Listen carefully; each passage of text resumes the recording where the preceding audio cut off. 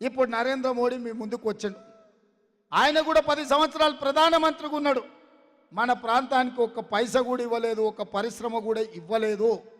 ఇవాళ ఇవన్నీ ఇవ్వకపోను బీజేపీ వాళ్ళు మాకు 400 సీట్లు ఇవ్వండి, 400 సీట్లు ఇస్తే SC ST BC OBC minority రిజర్వేషన్లు రద్దు చేస్తామని అంటున్నారు.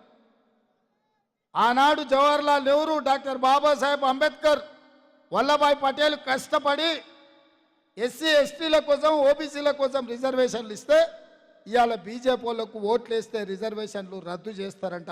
ఒక్కసారి మా ఎస్సీ ఎస్టీ ఓబీసీ సోదరులు ఆలోచన చేయండి.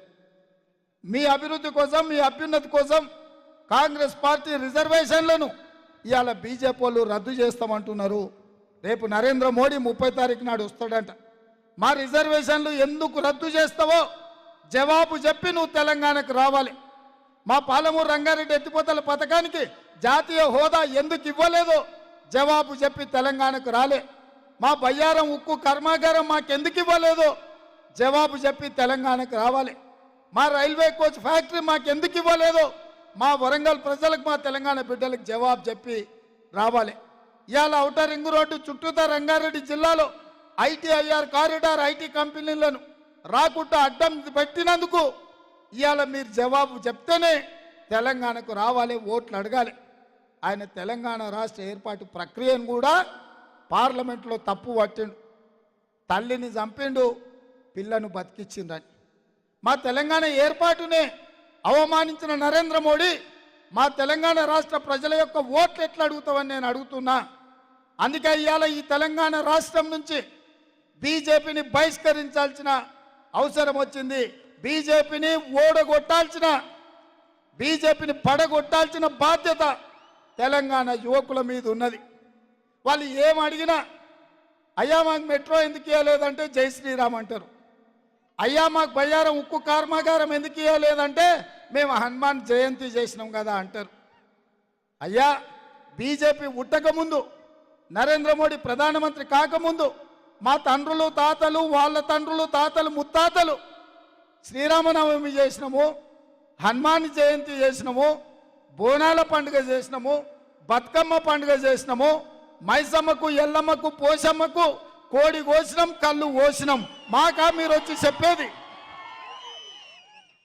ఇవాళ బీజేపీ వాళ్ళు వాళ్ళ దైవభక్తి అంతా రోడ్ల మీదనే చూపిస్తున్నారు.